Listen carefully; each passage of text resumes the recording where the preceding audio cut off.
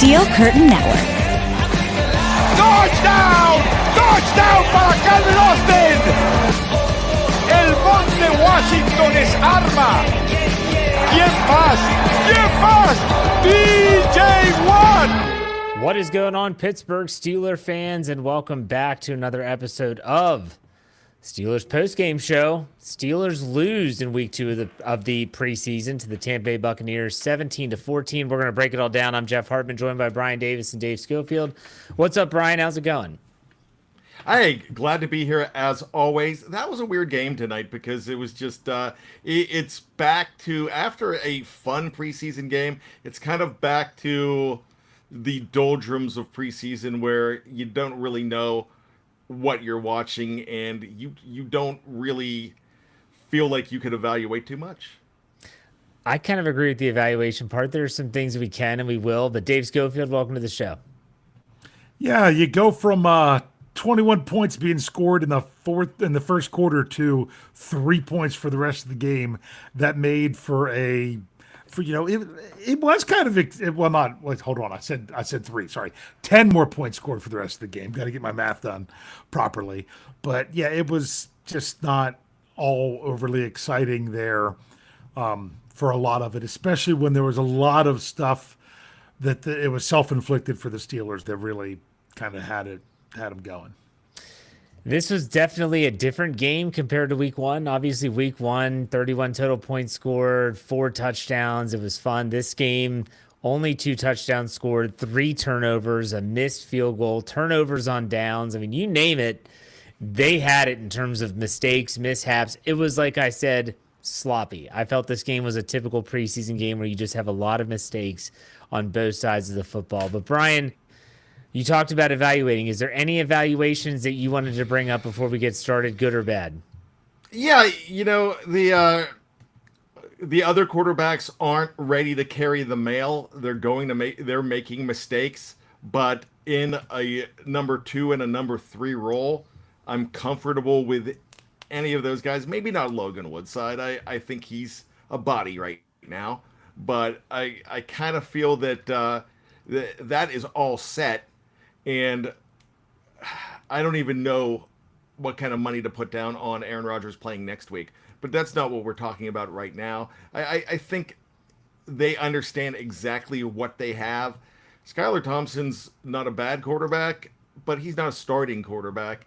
He is there to, I think there's a possibility that he is there to be showcased as far as everything goes. And I really don't think Mason Rudolph is there to be showcased. I think he's fine. The interceptions were ugly, and they were dry. This could have been a completely different game if they didn't have interceptions. The same thing happened in San Francisco and Vegas 3 hours ago.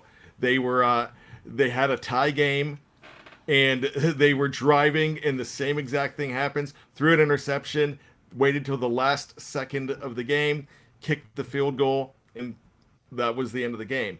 That is not a real scenario, though, for what happens in the regular season, because you make different decisions. Right. Dave, anything right off the bat you wanted to get to? Pre-snap penalties were definitely more of an issue this week. Yes. Constantly put the Steelers in long situations, and a couple key. I mean, neither team did a very good job converting on third down, but when Tampa did, it was a dagger. So, you turn the ball over. I mean, my goodness, the Steelers really outgained Tampa a lot. Tampa looked good with their main players out there, and then they never could really run the ball even with their main guys out there, and that never really changed the rest of the night. So there was some strength there, and the Steelers didn't run the ball great early, but they finished with a very respectable number. So there was, if you think, I assume the Steelers were going to come in and try to run the football better, probably more. I mean, they only ran one more attempt than they did last week, but the yardage is a huge difference, almost twice as much as last week. So that didn't surprise me that this is the way that this game played out one bit, because they wanted to do that because they didn't do it well last week. So in a lot of ways, outside of the the turnovers and the penalties, yardage and everything wise, they kind of outplayed Tampa as the whole 4 quarters. But guess what? It's not just about that. It's about taking care of the football and executing constantly. Well, it was just, again, it was just that it wasn't a clean brand of football. You have a missed 43-yarder that probably would have won the game. You have a roughing the kicker call, which gave them new life when equated in the touchdown. Just really, I don't know. I don't want to say sketchy is the right word, but still. Anyways, let's go around the horn here. Let's talk about the offense. We're going to talk about the quarterbacks. Let's break it down. Skylar Thompson leads the way, 10 for 15, 113 yards, 7.5 average. No touchdowns, 1 interception. Mason Rudolph, he had went 3 for 5, 46 yards, a 9.2 yard average, 1 touchdown, 1 interception. And then Logan Woodside, 4 for 9, 45 yards, 5-yard average, no touchdowns, and 1 interception that was absolutely backbreaking. Brian, you kind of already talked about it, but I'll give you an opportunity. What did you think about the quarterback play? The quarterback play to me, fellas, is it was good enough for a preseason game, and that was it. But this is nothing that they're just delivering the mail to the guys that we're trying to look at. Is exactly what they're trying to do. So, with that, if that's what they're trying to do, and they're going to go ahead and try to showcase these guys, we're not seeing the real Pittsburgh Steelers, and we know we're not. I just don't know if that's good enough for the other guys. I've been saying this ad nauseum, Dave. I kind of feel like what they're trying to do right now is not let anybody see the true them. It's like the Wizard of Oz hiding behind a curtain. Well, I don't know if I'd go that far, but I mean, the bottom line is you just didn't get the explosive quarterback play that you got last week. And I don't think that was the game plan. I think the game plan was to run the ball more, even though it did kind of work out the same way. I'll tell you one thing that was really frustrating for me is, what was it? The Steelers surrendered 4 sacks, but really, they only surrendered 2, because 2 of those 4 sacks was when the quarterback scrambled and ran out of bounds for no yards gained, which goes down as a sack. So kind of take those numbers for what you will. But, I mean, the second interception was not really on Thompson, would you say? Because that hit off the receiver's hands. Yeah, I would put that on Thompson. Yeah. The first one wasn't like it was a bad throw by Mason. It was a good play by the defender. The third one was just terrible. Yeah. That was a really bad interception. It's bad. But I mean, so the quarterback play just kind of came back a little bit more to reality this week. Yeah, I mean, when you're looking at quarterback 4 in the game and he throws that pick, which could have been a pick 6, a heck of a hustle play, by the way, by Max Harmon to come back and still make a play on the ball and almost get the fumble and maybe give the Steelers another chance. At that point in the game, I was just hoping someone won the game and that it didn't end in a tie or potentially go. I didn't even know if there was overtime in preseason. I don't think there is. No, it ends in a tie. Okay. So I was like, well, at least someone's going to win this game because I don't like ties. But ultimately, with quarterback play, I thought Mason Rudolph, and that interception was deflating. I'll be honest. You were hoping to see them kind of pick up where they left off last week in Jacksonville. But hey, this all comes with the territory. You're going to see some stuff that you're just not used to seeing because it's not at the same caliber. I will say it was odd for me, and I don't know if maybe I'm just in my own little world. Ben Roethlisberger's podcast, I saw a clip of that on social media this week, and he was talking about how Mason proved himself worthy of the QB2, and I'm thinking, Was that ever in question? Like, I never questioned that. Like, Mason Rudolph was the quarterback, too. It almost sounded like Roethlisberger was talking about, well, maybe one of the other guys could be QB2. No, like, I don't think that was ever the case. You are just seeing these quarterbacks going out one at a time. And I'll ask you all this, because let's talk about it real quick before we go on to the next position group. How do you think the Steelers are going to handle Will Howard? Because I don't think he plays this week either. So, Brian, I'll let you go first. Yeah, I kind of feel like he's in an IR situation where he is going to be put on there, and they're going to wait until he's completely healthy, and they're going to they can't stash him on a practice squad. They will lose him. And if they want to keep him, and I know, Dave always says, well, he's a 6th round pick. It doesn't matter. But now I think they see something a little bit more in him. And so I could see him just being on an injured list right now. Dave, what about you? Yeah, and Brian, get that awful quarterback practice squad filth out of your mouth. I can't believe we heard that from even Jim Wexell this week on one of our podcasts. No, they don't keep a quarterback on the practice squad. And every year people want to talk about it. They're not going to do it. They don't. They just don't. And every season the beat reporters talk about, well, this quarterback to the practice squad. And they never do it. So sometime maybe they'll do it and finally have something to say and finally, but until then, there's no reason to believe that. But you are exactly right, Brian, when it comes to he should be, hopefully they don't need it for 2 other people, that he should be one of the 2 players that you can put on IR when you trim down to 53 without them being on the roster for 24 hours. They did that last year. Those 2 players last year were Dylan Cook and who was the other one? I can't remember. Was it? No, it wasn't. Was it Roman Wilson? It might have been Roman Wilson. I don't know. It wasn't Isaac Seumalo. He just missed 4 games. They never put him on IR. But they did. They used it last year. That would be, honestly, if he doesn't play Thursday, I think that's what you have to do. Now, for some crazy reason he can play Thursday, I don't expect him to, then it's a whole different story. But honestly, that's really what it's shaping up to be. That's what I think as well. And so Skylar Thompson, I think he's a really good quarterback 3. And I mean, I said he's a good quarterback. He'll find his way on a roster somewhere if it's not in Pittsburgh. And someone's like, well, if he plays in a game, they're in trouble. Yes, they would be in trouble because if Skylar Thompson's starting games, you are in trouble. And ask the people in Miami, they'll tell you. All right, let's go to the running game. The Steelers rushed for a total of 130 yards. Caleb Johnson leads the way, 11 carries for 50 yards. He had a 14-yard long. Lou Nichols with the 37-yard long was the longest run of the day. He averaged 14 yards, 42 yards on 3 carries. Evan Hull, 3 carries for 17. And then a bunch of quarterbacks and a couple Trey Sermon and Kenneth Gainwell rushes there. What did you guys think about the running game? Brian, we'll start with you. I thought Kenny Gainwell, they were trying to use him in different ways at the beginning, and I thought he would be a little more exciting than what he was. Now let's talk about Caleb Johnson because they're looking at him in the future as a potential RB1. I kind of feel like I'm liking what I'm seeing a little bit more of him. 11 for 50, that's a good average. What is that, 4.8, 4.7, something like that?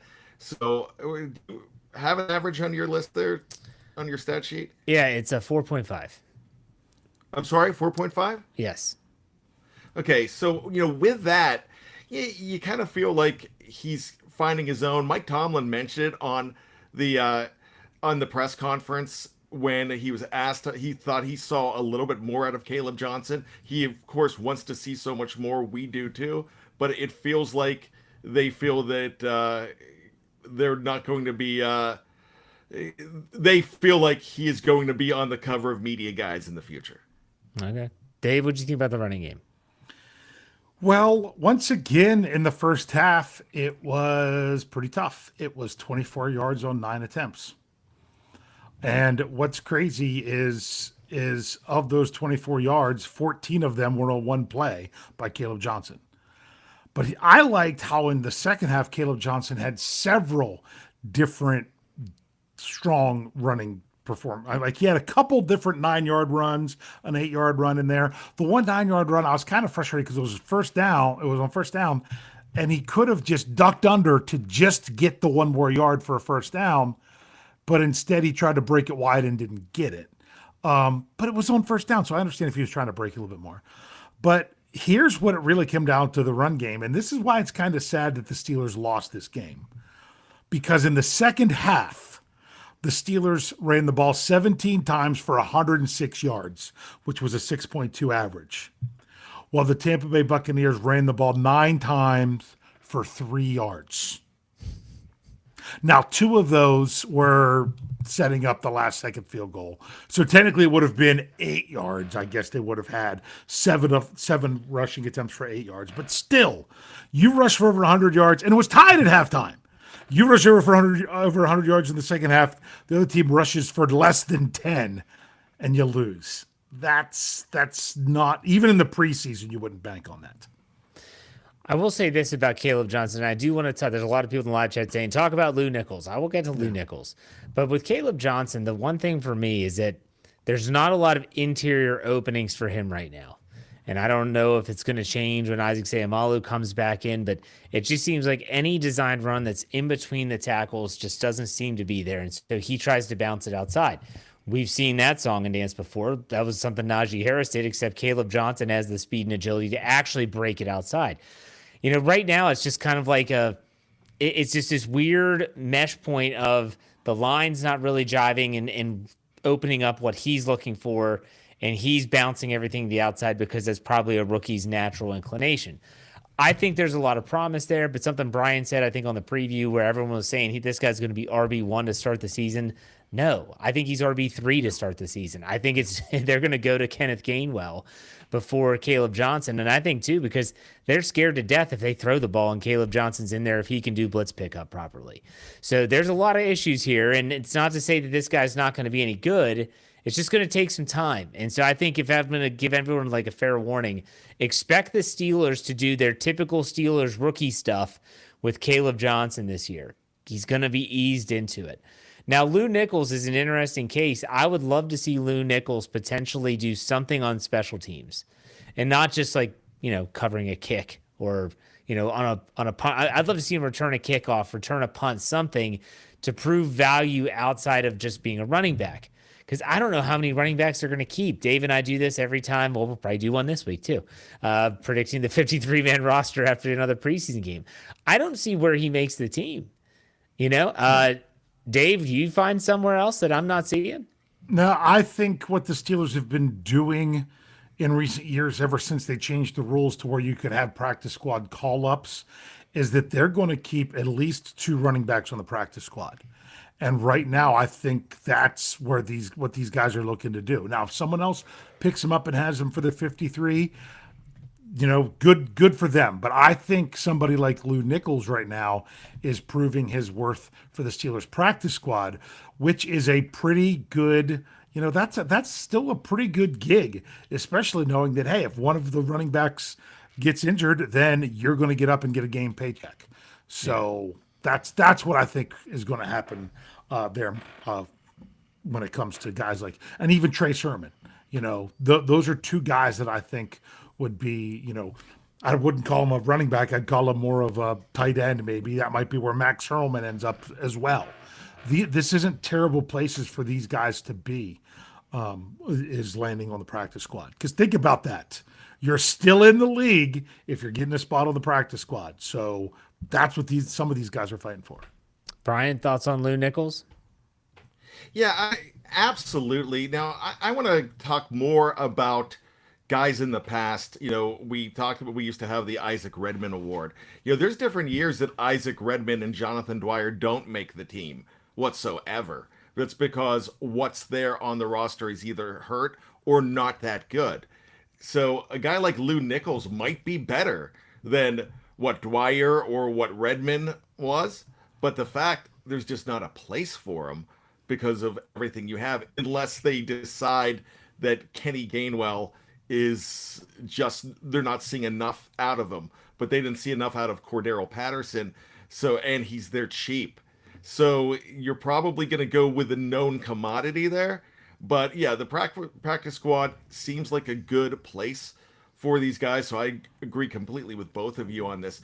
But I just feel that he's talented, but how talented is he based on who he's going up against?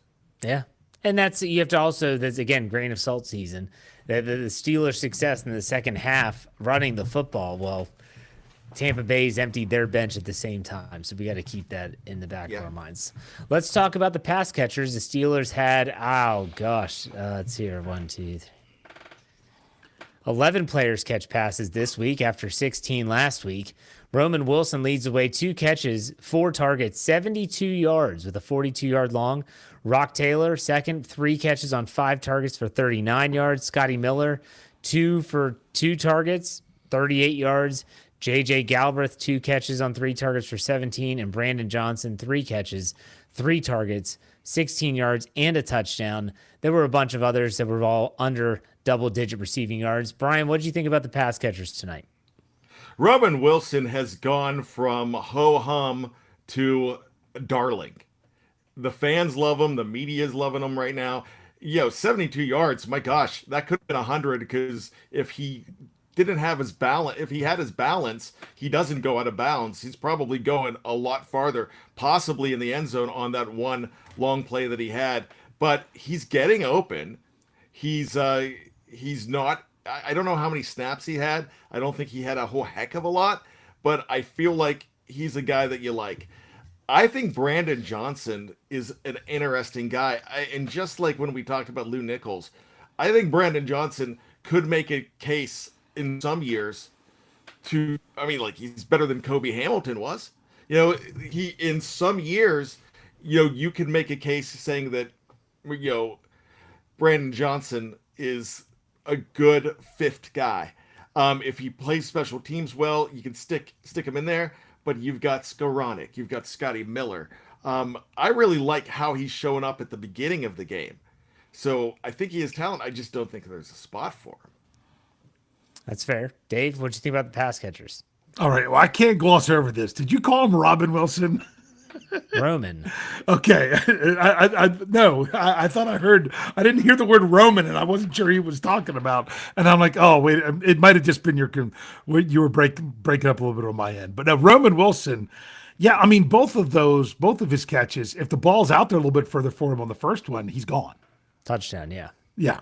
And then the other one, I mean, he was just flying across the field so fast, wide open, that it would have been great for him to try to stay in bounds and get a few more. But man, still, he got 30 yards on that play. So you've got to be happy with the little bit that you've seen in him. I think Rock Taylor's interesting, but he's not getting much run further up, or at least just say he's not getting. I didn't notice if he was on the field, but he wasn't getting targets earlier in the game. Like he was targeted 5 times in this game. They were all in the second half. So he's not getting the play that like a Brandon Johnson is. But then at the same time, that missed touchdown, do you think he could have caught that, or do you think it was just put too far out in front of him? I think he could have, I don't know, maybe dove for it. The quarterback, whatever his name is, he was not very happy. He thought it was a catchable ball, but that's neither here nor there. Yeah. I'll say this. This is what sucks about the preseason in terms of like a guy like Roman Wilson is that we have no idea what the plan was going into the season or what it will be going into the season. We don't know what it's going to look like with DK Metcalf. But he's taken advantage of his opportunities. And what I mean by that is that we haven't seen Calvin Austin III in the preseason because he's been hurt. We have seen, DK's not playing. So we've gotten to see an extended look at Roman Wilson, who is not catching a ton of footballs, but every time he catches the football, it's a chunk play. Yeah. I mean, this guy's average is through the roof for the second straight week. He averaged 36 yards a catch in this game. And now that's not sustainable, but all these people, myself included, are saying a wide receiver 2 is still needed. I also understand why Andy Weidel, Arthur Smith, and a bunch of others have said, we kind of like what we have in this guy. And so we don't know what it's going to look like when DK Metcalf is opposite him and if he's going to be able to work and if he's going to be with Aaron Rodgers. I know Aaron Rodgers has been talking a lot about Roman Wilson just needs to get out of his own head and just play because he's a really good football player. He just has to go out there and play.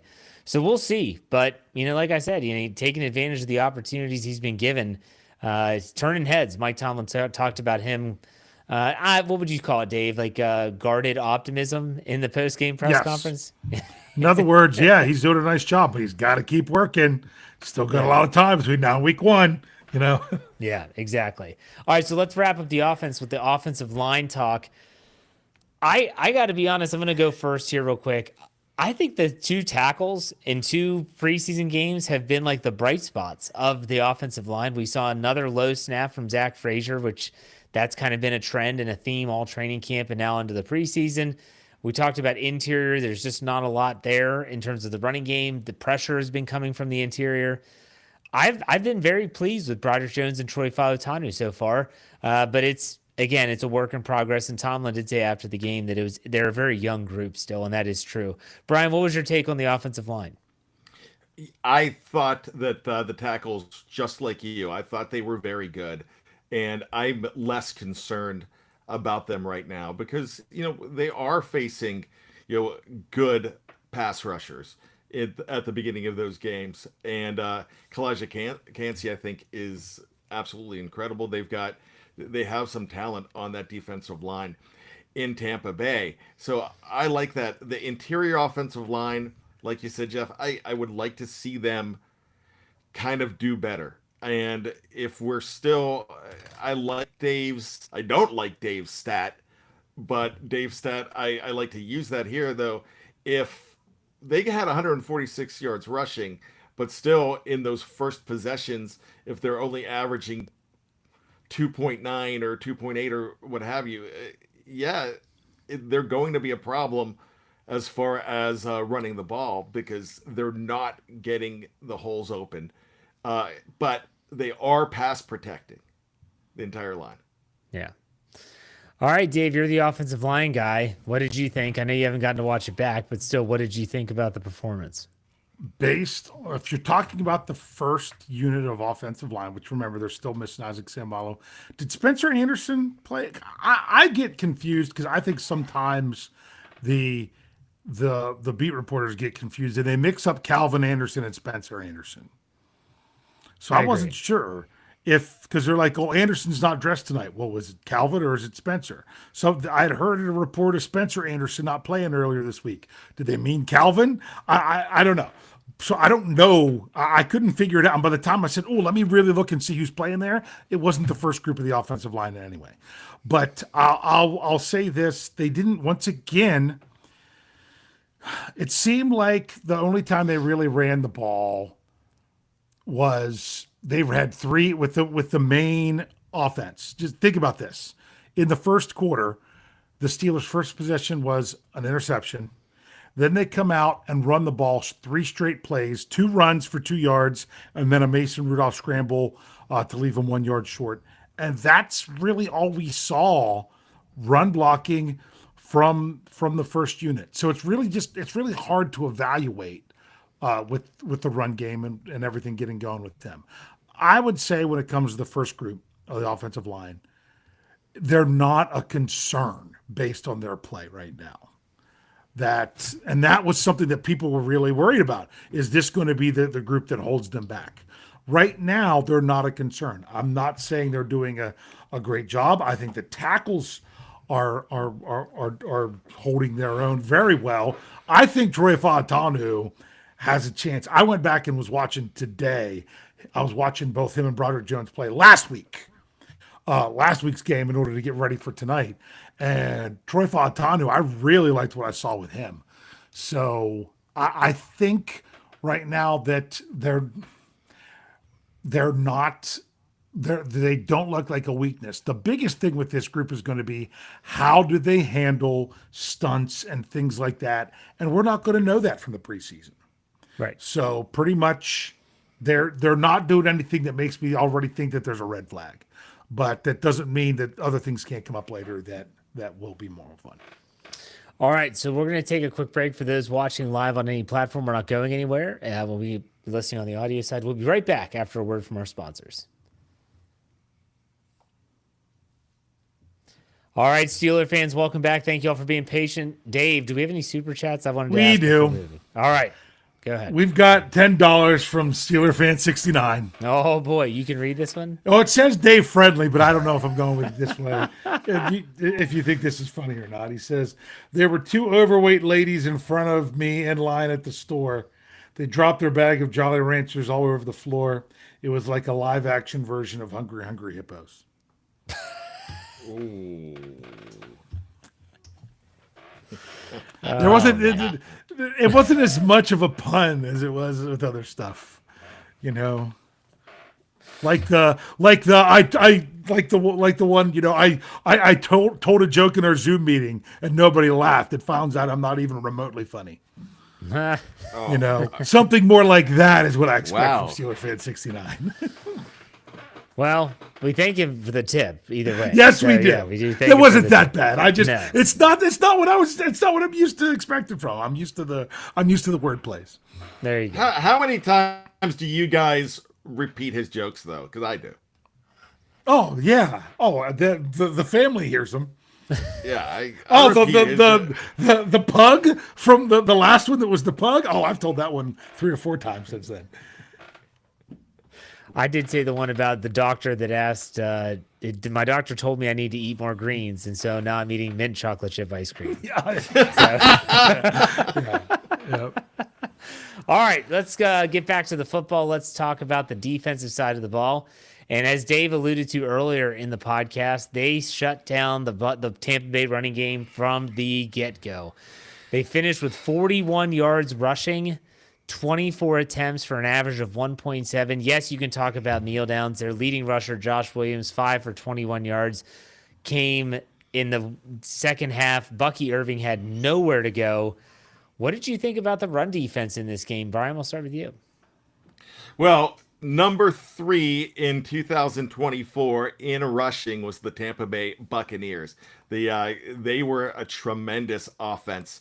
And Bucky Irving was the main component of that. So I like the fact that they gobbled him up in this game. That means that, and we don't have number one guys there. You know, he's a number one guy. But then we have on the Pittsburgh Steelers, you're looking at guys that are fighting for second string. And when the real guys come in, I mean, you know what I'm talking about when I say real guys. But when they come in, that means that the run defense is going to be more solid than it is now. So that's definitely a bright spot because this is a team that we're just getting destroyed the last 6 to 7 games of 2024. So if you're seeing these guys, backups, gobbling up a guy like Bucky Irving, then you've got to be excited. Dave, thoughts on the run defense? It was, like I said, it was good up and down the board, even when it was the lower guys going against the lower guys. It didn't back off. I thought that was, that the fact it was so consistent, whether it was the first, second, or thirds, it didn't matter. That's something that you have to just take as an overall positive, that they did a nice job of shutting down the run. One of the most satisfying plays for me of the entire game was watching Cole Holcomb knife through the line for a tackle for loss, because everyone said last week, yes, he's back and he can cover, but I want to see him just go downhill and make a play. He did just that. Yep. And so it was good to see him back. The depth at inside linebacker is very good.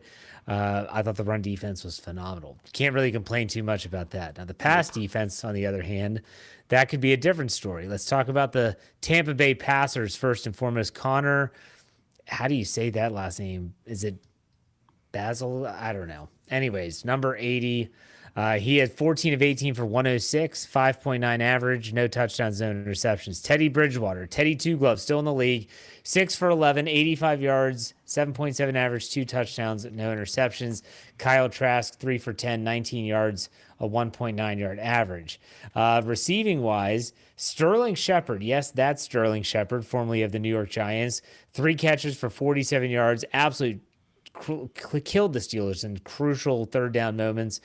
27-yard long, 3 targets. Garrett Green, 3 for 25. Tez Johnson, 4 for 24. And then they had a bunch with just 1 catch. Bucky Irving being a 15-yard catch for a touchdown over Peyton Wilson and Emeka Igbukwe. 1 catch, 5 yards, touchdown. And I'm trying to remember who was in coverage on that touchdown. Eccles. Brandon Eccles. You are correct. Yes. That is right. Okay. What did you all think about the pass defense? Brian, we'll start with you. Horrendous, but it doesn't matter. And the reason I'm saying that is Brandon Eccles did make a nice play after that whiff on the touchdown. But he's probably number 5 or 6 on if you're looking at the entire secondary on the depth chart. So that there's not much you can do when you're playing who's against who cares. And those guys out there are not Joey Porter Jr. They're not Darius Slay. They're not Jalen Ramsey. They're not Deshaun Elliott. So when you have, and he didn't do a bad thing, but when you have Miles Killebrew out there early on, and like in the first half, you're just putting guys out there. So I'm getting back to, I don't want to say negative, but what's the point of the preseason? No, you're evaluating the depth that you have on the team. Yeah, I know that, but there's just nothing that you can do with these guys. They're not the true Pittsburgh Steelers. So it's frustrating. I want to see who the team is, and if this team is that good that they don't need to be out there, then pencil them in for the Super Bowl. All right. Dave, what do you think about the pass defense? I don't think it was as bad as what Brian made it out to be. Both touchdowns were actually really well. The first one was a really nice throw and a really nice play. Peyton Wilson never got his head around there, but the ball was exactly where it had to be. And the second touchdown, the ball was exactly where it shouldn't have been, and that's why Eccles couldn't get his hands on it. Eccles is going to try to get the ball that's going up to the receiver, was all over him, and the ball was thrown so much underthrown and so low that it came in lower than what he was expected before he could actually come in on it. It was another one of good coverage, but a play was just still made. If that ball was thrown where it should have been thrown, it's probably knocked away. But instead, it was thrown way short, and the receiver made a great adjustment to actually pull it in against good coverage. So the touchdowns weren't my bigger concerns. My bigger concerns were other times when there was key. They didn't convert that many third downs, but when they did, it seemed like those guys were running wide open in a key moment, or a ball thrown 5 yards behind the line of scrimmage and they break it 13 yards for a first down rather than force a long field goal at the end and maybe even have another chance. That was just those were the ones that were more frustrating. But really what Brian says, think about it. If you have 5, even if you started your nickel defense, you have your 5 starters, 4 of them aren't playing. The only one that's out there is Juan Thornhill, and he looks great. Yeah. So Brian's exactly right, especially when you're talking about positions where guys don't come off the field. It's going to be interesting to see what changes we notice once the regular season comes with the versatility that they have now at the cornerback position. But I do want to throw, since we're talking about the secondary, a couple players I thought stood out in terms of the depth. I thought Sebastian Castro did a good job. We saw him come down, make some tackles, play well in coverage. He's a good special teams guy already. So I think he's taking a step in the right direction to possibly being a fringe player that makes the team. I thought, again, Juan Thornhill looks really good. Chuck Clark had a couple of nice hits. Yep. Brandon Eccles. Beanie Bishop remains this, I don't know, he's kind of like an enigma. Like every now and then he makes a good play, and then another time he's like, what the hell is that? And so, well, here's my question. Now, I don't want to knock on Beanie Bishop because he gets credit for these plays where, my goodness, he's beat. Yeah. But they don't get the ball to the guy. That happened tonight. He was beat for a touchdown, and the ball wasn't there. Yeah, it's tough. Brian, did you notice anyone else you wanted to shout out on the secondary? You know what, you mentioned him, and I've got this Steeler crush on one Thornhill too, and I was talking about him on the preview. The hit that he made early on, very good, but this was not. That was more run defense, and I think about some of these guys, and we can go back to the Ryan Clarks and the Mike Hiltons and guys like that are very good at hitting. You have those guys. But how good are these guys down the line, against the pass? And that's something that might be a concern. But it might not be a concern if people stay healthy. True. Dave, anyone else you want to shout out? And you mean in the pass defense? We're not talking about pass rush yet, right? Not yet. That's next. Okay, just making sure. No, guys are out there. There was a couple guys that had their hands on the ball, maybe could have got something, but just didn't work out. I mean, was it Beanie Bishop that broke on one that would have been like an easy pick six? Was that late in the first half? No, it wasn't him. I had to look up the guy's name. Who was it? I had to look at your 90-man roster because I didn't know who the heck it was. Yeah, I couldn't remember who. Was it McCutcheon or someone? It was someone like that, yeah. Okay. Let's talk about the other side of that coin with the passing offense of the Buccaneers, and that is the Steelers' pass rush. They only get one sack. Kyle Trask gets sacked, and that is by none other than first-round draft pick Derek Harmon gets his first professional sack. Doesn't count just yet. But what's crazy is that the Steelers only had 2 quarterback hits. Now, I actually felt that at least in the early portions of this game, the pressure was better. Teddy Bridgewater did a great job eluding pressure, moving out of his pocket, finding some space.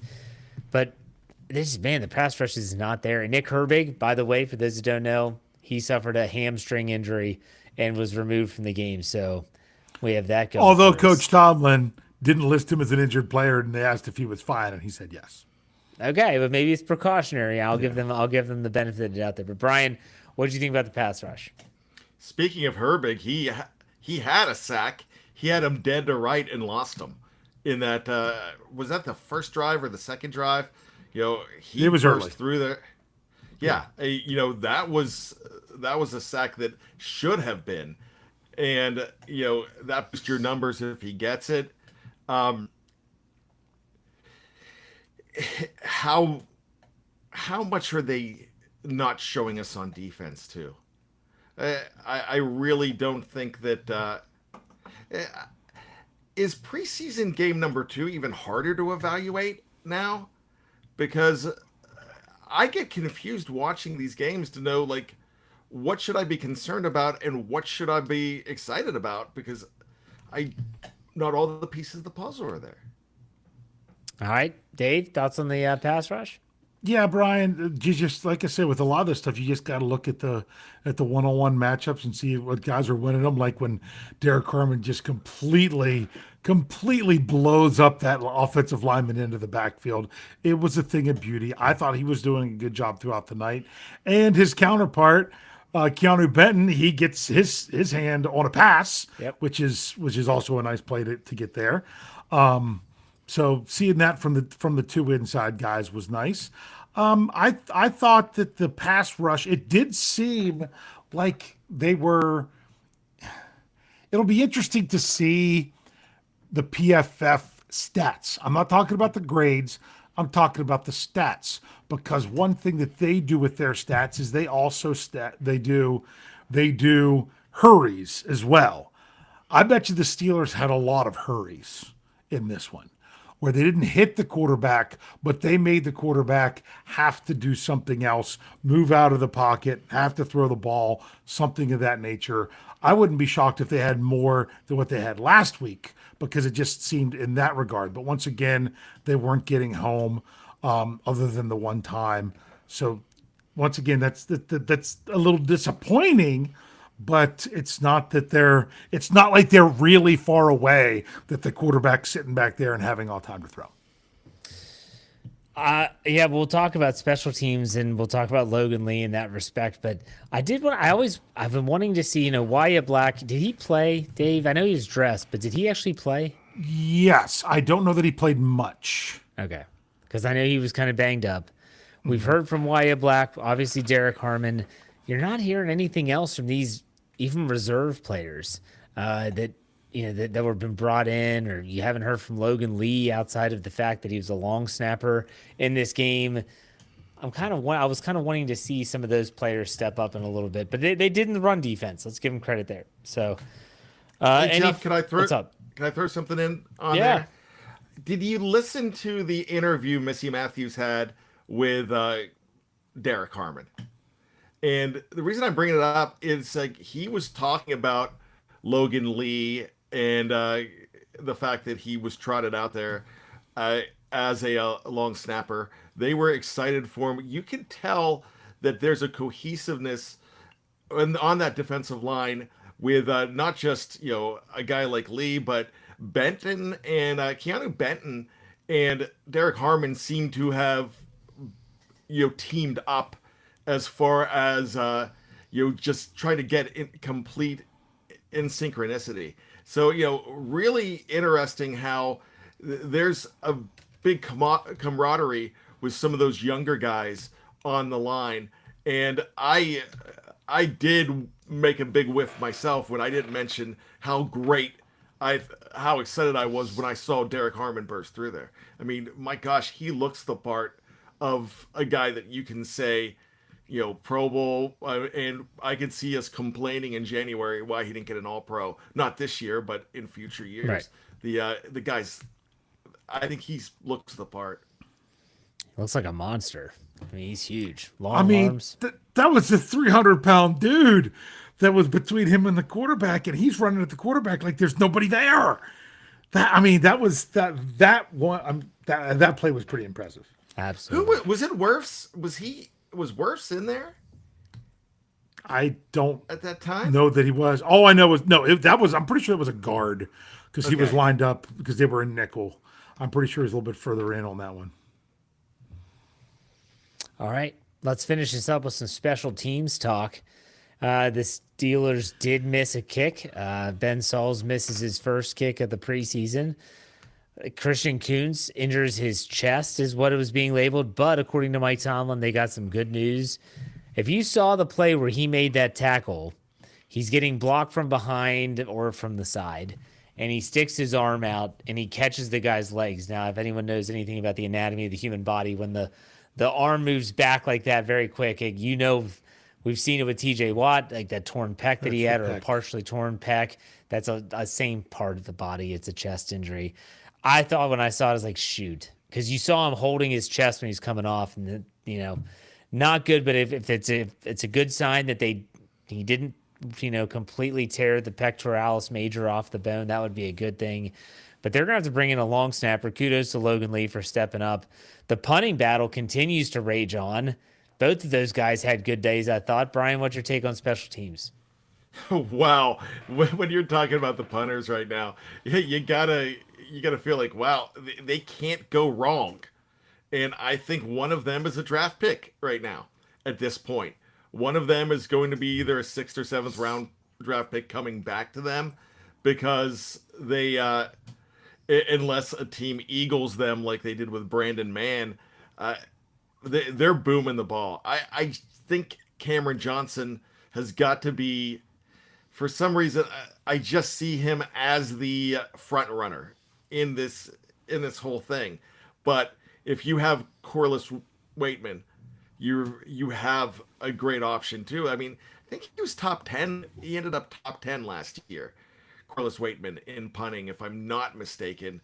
Dave, do you know on that? But he was very good for them last year, and people were like, you're bringing back a retread. And there was no retread about him when he came back in. He was a high performance tire as far as kicking the ball. So I love this battle. For me, it's got to be Johnston though. Okay, Dave, thoughts on the special teams?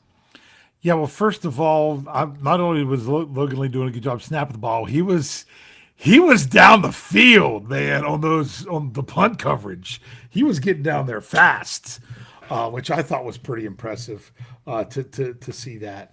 So that was interesting. A lot of times people put the number of how long the punt was, which if you're going to do that, it's been Corliss Wademan. But you also got to look at Cam Johnston. He had 2 punts that were fair caught, one at the 10 and one at the 7. I mean, to put the ball where it was there and for the guy to not be able to return it where he had to fair catch it, that's something that's important to do as well. So it really is a good battle there. I think that's a fun one to keep watching. But did Boswell just do the opening kickoff and that was it? Yep. Yeah, that was it. But it was good to see Boz out there in uniform. I don't know who. I think it was Ray Fittipaldi said Boswell's been at the golf course more than he was at St. Vincent College in Latrobe for training camp. So, hey, good for him. I'm envious. We'll put it that way. So there you have it, folks. The Steelers lose. Let's do some final thoughts on this game. Brian, I'll let you go first. All right, we are getting very close to seeing what we're going to see. And when I keep on complaining about not seeing the guys that I want to see, my opinion doesn't matter there. It really doesn't. It still worries me that what can happen, but obviously there's a plan. And for them to do what they did against Jacksonville, and still there were some units that made great strides. I don't think on this end there was any unit that made you feel like, oh, there's so much trouble when you look at the big picture, knowing that these are guys that are fighting for the bubble in the 53. So I'm still very encouraged. That might surprise everybody involved in the show, but I think it's coming together. I just can't wait to see how they approach Thursday night. And again, I gotta hope that they've got a plan, and Mike Tomlin seems to always have a plan. Sometimes it just frustrates me not knowing how the cake is baked. All right, Dave, final thoughts. Final thoughts is it's the preseason. It's great to watch the Steelers play. It's great to watch any players be out there, especially when you're following the team closely and know the bottom of the roster guys that are fighting for a practice squad spot, let alone a spot on the 53. But this game kind of played out how I expect the second preseason game to play after having a good performance in the first one. And that is, it's not like the regular season where you want to go out there and keep doing the things that you did well in the first game and continue that. You want to work on the things that you didn't do well. And that's why I thought that I didn't have the expectation as much for this game, because I thought the Steelers would want to run the ball better, because that was a glaring one. They did a great job at stuffing the run. It didn't necessarily mean it was an exciting brand of football, but if this was all about winning, the Steelers could have not worked on things and gone out there and just tried to, Mason Rudolph's out there. We better be doing this kind of pass and that kind of pass that they've already seen, rather than something else that they needed to work on. So that's just kind of how I look at it. Sometimes it's even hard to see that when you watch, but it's honestly the second preseason game is really saying, let's focus on what we didn't do overly well, and focus on that at the expense of, winning the game even necessarily. So I am encouraged by some of the things that I saw in that regard, but the sloppiness is what is discouraging. And I know that's not what Coach T likes to see as well. So, those pre-snap penalties and not taking care of the ball and those kind of things. That's what I want to see cleaned up more than anything on Thursday night. So to take that in as a positive thing going in to the regular season. I will say this, Mike Tomlin's a motivational coach, and anytime you can get a game where you lose by 3, you turn it over some, he's going to show that tape and say, look, you all think you guys are so good. Like, you have coming off that week 1 game, he's going to use his motivation. He's going to get his team ready to go. Now, what this week looks like at Steel Curtain Network, We're going to give you our normal lineup of shows. The Thursday preview is going to be our post-game show. So that's going to be a little bit different, but otherwise, we're still going to have all the shows for you. SteelCurtainNetwork.com. Make sure you check out that website. Go there right after the show, actually, and check it out. It's totally free. We've already got the post-game show, the post-game recap up there where I have all the highlights from the game, the good, the bad, all of it. The knee-jerk reaction, which Dave did this week, is there as well. We'll have a bunch of articles tomorrow, including my winners and losers article as well. So go check it out, SteelCurtainNetwork.com. But that does it for another Steelers post-game show. We'll be back Thursday night, the three of us, to wrap up the preseason. Guys, thanks for your time. We'll see you next week on another Steelers post-game.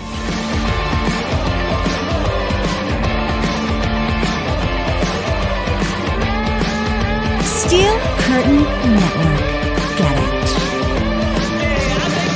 Get it. Everybody else gets a little tight.